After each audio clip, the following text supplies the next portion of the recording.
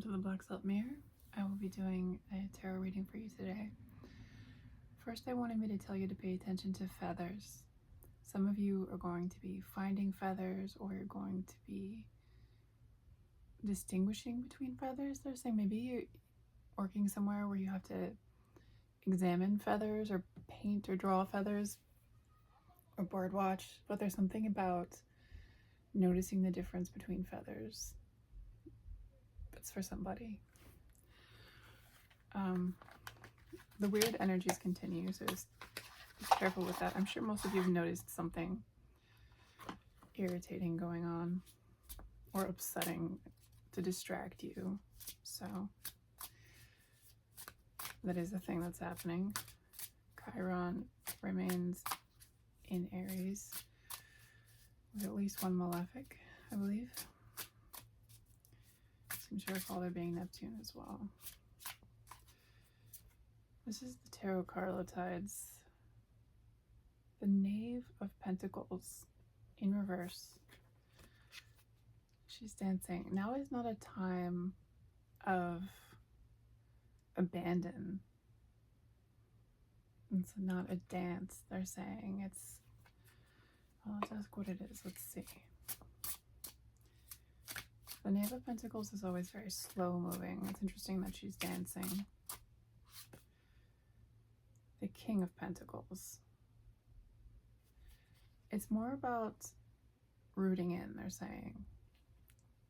He's got some pretty cows here. They're saying that you're not a novice at this, that you don't have to approach it like you're a novice. And they don't want you to think that you have to sit back and try to interpret what's happening. They say if you, or you do, whatever your perception is the truth. What you think is happening is what's happening. What you're seeing is what you're seeing. And part of the maladies that have been befalling, I don't even think that's the right tense, but befalling are to distract you and to make you second guess yourself. It's like gaslighting. It's like energetic gaslighting. The things that are going on are to distract you. And in many cases, there are a lot of people in your life popping back up, or a lot of situations, old wounds are being poked at. And it's just a way to distract you. It's just a way to regress you. Because a lot of times with trauma, we revert to the age that we were when the trauma happened, or particularly if it was a time in our lives where we were vulnerable, like if we were a child and you're dealing with a parent, they're very good at triggering you to then act in the very childlike manner that you grew up acting in, that you wouldn't be like in any other circumstance. And they're saying just because you're triggered and just because that regresses you doesn't mean you didn't make the progress that you made.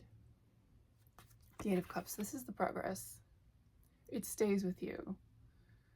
Even if you're not with the cups, even if you walk away from things, it's within you. The moon is what's within, what's hidden.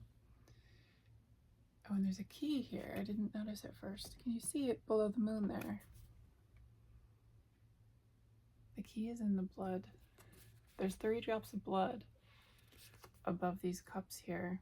It's within you. The key is within you, and it's hidden within you, as many things are. But all of these things that you've accomplished and all these things that you've done, they've been put away inside of you.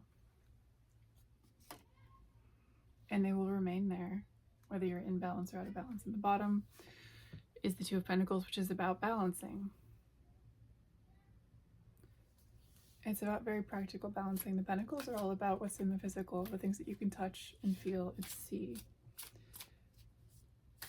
And the thing is, when you have mental health struggles, or when you have triggers, or when you have regressions, it pulls you out of the physical world because you were working on something before all of this nonsense happened. And this is distracting you, and this is making you second guess yourself and think, maybe I need to go back and heal some more. And they're saying, don't go back into another cycle right now. You don't need another healing cycle. You're healed. Just because you're healed doesn't mean that you won't ever experience triggers again. it doesn't mean that you won't ever have a situation where you don't handle it exactly the way that you want to. It just means that you are who you are, and you know who that is, and you know who you want to be, and you can consciously and mindfully choose to be that person. Because everyone reacts to stress, and everyone gets tired, and everyone gets wary, and that will always be something that's a part of you. But that doesn't mean just because it's there that you're not the master of it. It's all a balance. The scales come up again, Six of Pentacles. Everything's a pentacle. It's growth, though. You see the flower. You've grown, and you're different now. And you now have pentacles to dole out. The Six of Pentacles is about charity. It's about giving things that you can do. It wasn't the Two of Pentacles where all you had was to juggle these things, these needs. Particularly, I think a lot of this is childhood trauma, because I keep seeing children and like getting your basic needs met, and like the hierarchy pyramid of needs. And like it was really hard if the adults in your life aren't meeting those needs, for you then as a child to learn how to meet those needs for yourself and to meet them. Because it's not just about the inability to meet them as a child, but you don't have a full understanding of how to do that, or how to identify what needs are, or the philosophy behind like what people need. And you certainly don't know beyond physical things like food and sleep. Knowing that you need a general sense of safety is something you don't conceptualize until you're in adulthood. And usually until you've gotten away from the situation where you didn't have that. And you've been able to look back and say, oh, that's not how you treat people. I would never do that to a child. I just shuffled it and now it came back in reverse. It's all pentacles today. The Six of Pentacles. You don't have to give it any more of yourself anymore. The scale here has a person on it, which I hadn't noticed until it was upside down, which reminds me a lot of the Hanged Man. You don't have to give of yourself to other people.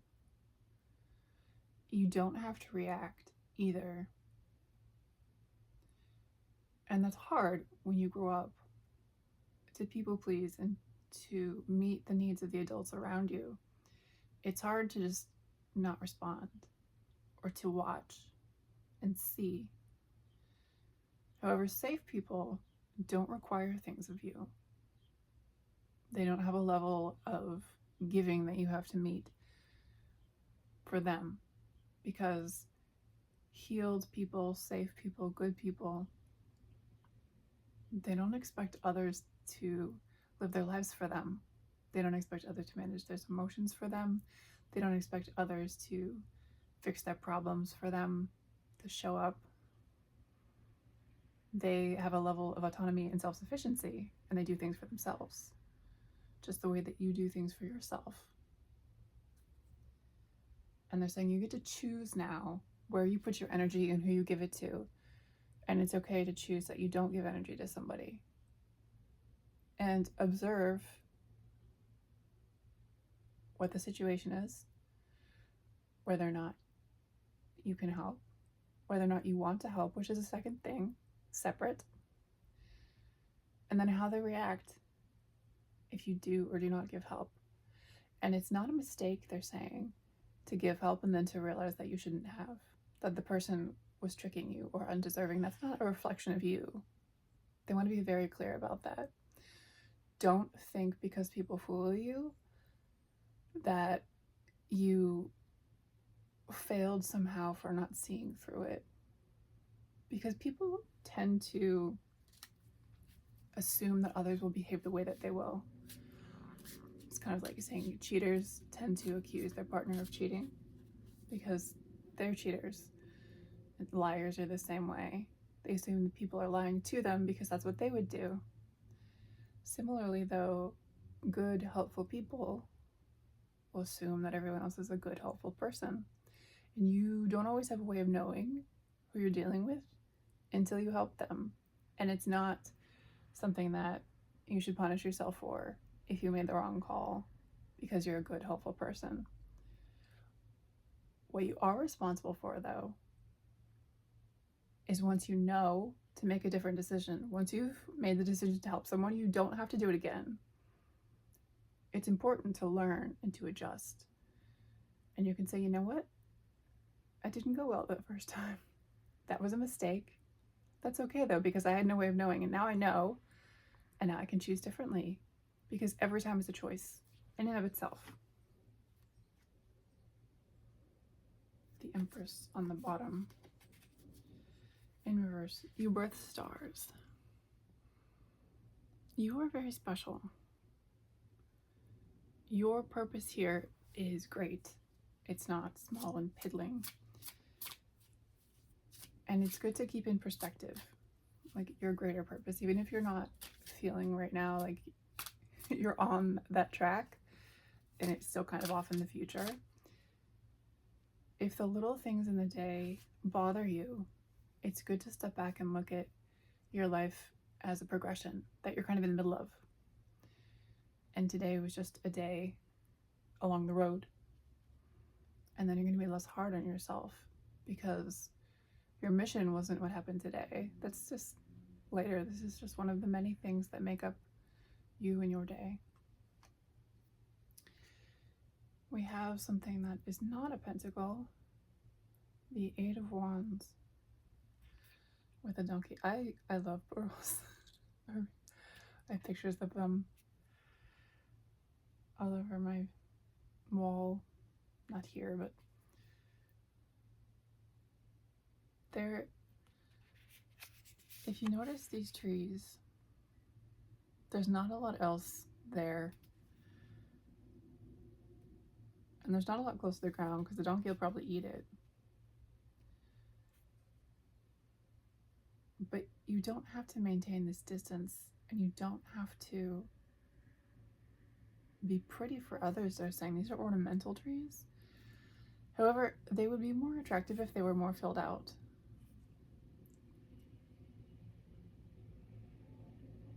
It's a really interesting message. It's like, don't shorten yourself for others. You don't have to look like what other people look like, and you shouldn't.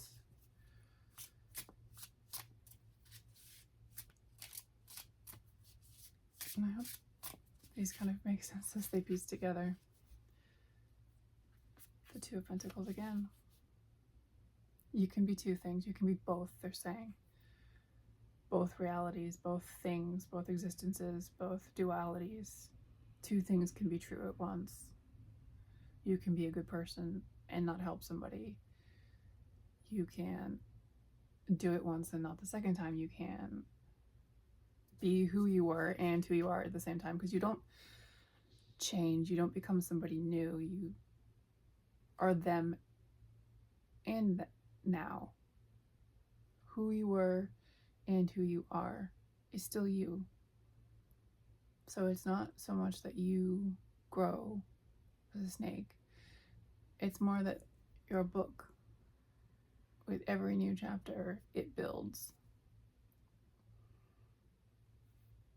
and makes you stronger. But all the other chapters are there to define who you are. The Knave of Swords appears to be a female, which is interesting. Could be a long-haired male, but probably not with these strange pantaloons. And